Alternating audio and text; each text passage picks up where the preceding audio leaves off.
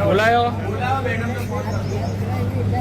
અને શું કે છે ચેક નહીં ગયો ને તો એ તમને રાતોરાત સડકારીને આપશું આવી અમને બળજબરી કરતો એની ઓકાત કઈ છે તો ત્યારે મોદી નહીં જોતો તો ક્યાંય બેઠો એ છાપરામાં મારી નાખશું અમે કે ચાલી પાડી નાખશું સમજી તમને નહીં લેવા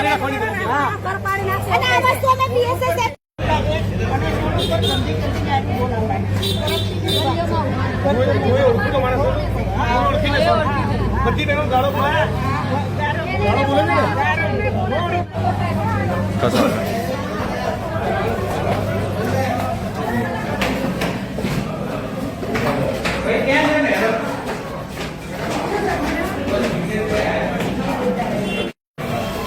આ બાજુ અહીંયા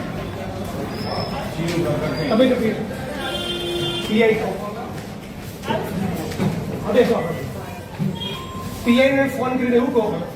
કે જિગ્નેશ બી એવું કીધું છે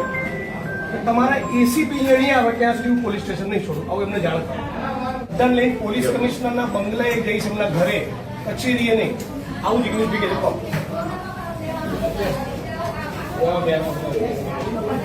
તમારે કોઈ ભાઈઓની પણ રાહ જોવાની નહીં તમારે સીધું પોલીસ સ્ટેશન આવી જવાનું અને જે ગાળ કોણ કરી તમે ફરિયાદ તમારી ત્યાંની મેટર છે ખૂન ખરાબા થઈ ગયો હોય તો મારી પાસે આવો તો હું એનું સોલ્યુશન હલ કરી શકીશ તો અમે કોઈનું ખૂન કરીને પછી આવી તો થઈ શકે બીજું તો આનો કોઈ હલ નથી અમારી મારા મારી કેસ હું કઈ વાતમાં જાણતો નહોતો તમારું નામ મારા બનીને કેસમાં તમારું નામ લખાવ્યું માણસ મારામારી કરે તરત પોલીસે ફરિયાદ લઈ લીધી અહીંયા બધા તમને મળવા માંગે છે હા આ 78 વર્ષના કાકા બિલ્ડરના લોકો ઉપર હુમલો કર્યો તમે આમની સામે ઓફેન્સ દાખલ કર્યો જાઓ ઉભા હા હા આ 78 વર્ષના કાકા જે શારીરિક અશક્ત છે સરખું ચાલી નથી શકતા એ લોકોને મારે છે એમ તમે એફઆઈઆર દાખલ કરી છે આમની વિરુદ્ધમાં અરે તમે એફઆઈઆર કરી છે આમની ઉપર આરોપી બનાવી દે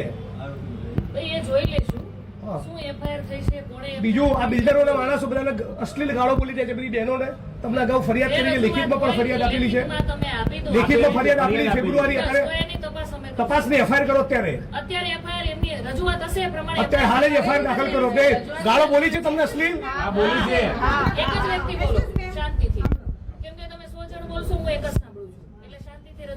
બીજું તમારા કોચરબના ઠાકોરવાસમાં દેશી દારૂનો અડ્ડો ચાલે છે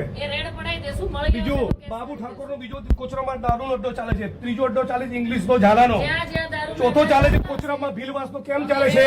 એ જવાબ પૂછવા આવે છે કેમ દારૂના અડ્ડા ચાલે છે તમે 78 વર્ષના વડીલ ઉપર ઓફેન્સ દાખલ કરો છો તો આ બધા બુટલેગર ઉપર ઓફેન્સ દાખલ કરો હે પછી ખુલ્લા અડ્ડા ચાલે છે ને ચાલે છે બધા હા પછી વિશાલ મહેતાનો અડ્ડો ચાલે છે કેમ અડ્ડા ચાલે છે જવાબ આપો આજે અત્યારે બધું બંધ કરાવો કોણ છે એનો વહીવટદાર નથી તો એમને દારૂના અડ્ડા ચાલે છે એમને દારૂના અડ્ડા ચાલે છે લખો બધી રજૂઆત એફઆઈઆર કરો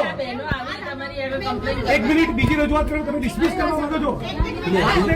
પહેલા એક મિનિટ આ બાબતનો જવાબ આ વડીલની ઉપર લેખિતમાં અરજી આપેલી છે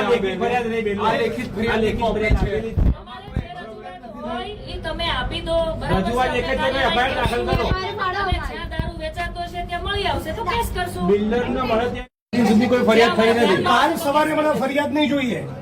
તમારા જ્યુરિસ્ડિક્શનમાં દારૂના અડ્ડા મને લાગે છે તમારા ડીસીપીને મારે કહેવું પડશે તમારા પોલીસ ઇન્સ્પેક્ટરને સમજાઈ નથી રહ્યું ઓફેન્સ દાખલ કરવાનું સ્ત્રીઓને અશ્લીલ ગાળો બોલવી એ ફોજદારી ગુનાનું કૃત્ય ના કહેવાય બિલ્ડરોના માણસોને બીજું ખબર પડી એટલે 78 વર્ષના કાકાને ઉપર ઓફેન્સ દાખલ કરી છે તમે હજી એમનો ગુનો દાખલ કરવાની જો સૂચના ન આપી હોય અને 20 દારૂના અડ્ડાનું લિસ્ટ હું જાહેર કરવાનો છું તમારે ન કરવું હોય તો ડીસીપીને ત્યાં જવું અને મને ના પાડી દો તો હાલ ફોન મૂકીને ડીસીપીને કહું ના ના અત્યારે હાલ તમે પેલા પાલડી પાલડી પીએને તમે સૂચના આપો 5 ફેબ્રુઆરીથી ફરિયાદ આપી છે એફઆઈઆર કરે એમાં હું એફઆઈઆર ની કોપી લઈને પછી જઈશ તમે એમને આદેશ કરો તમારાથી ન થઈ શકે તો મને પ્રેમથી ના પાડો તો સીપી ના ઘેર જવું ઓફિસ નહીં જવું ઘરે જઈશ નીકળજો અને બેન આપણે એકદમ વિનંતી અને શિસ્ત ભાષામાં કહું છું આવતીકાલ સાંજનો સૂર્ય અસ્ત થાય ત્યાં સુધી તમારા જ્યુરિસ્ડિક્શનમાં દારૂ જુગારની એક વસ્તુ મનાઈ બધાની વચ્ચે કહું છું 4 તારીખે 11 વાગે ડીસીપી જોન સાથની કચેરીએ તમારા સસ્પેન્શનની માંગણી લઈ જઈશ હું કહું એટલે કરવું જ ટેક ઇટ બી સિરિયસલી અને કોઈ પણ માણસ તમારો સ્ટાફ ઊંચા અવાજમાં બિલકુલ વાત ના કરે કેમ જિગ્નેશભાઈ આવ્યા હતા કોઈ ટણી બની ના જોઈએ ઓકે દાદા આવી ગયા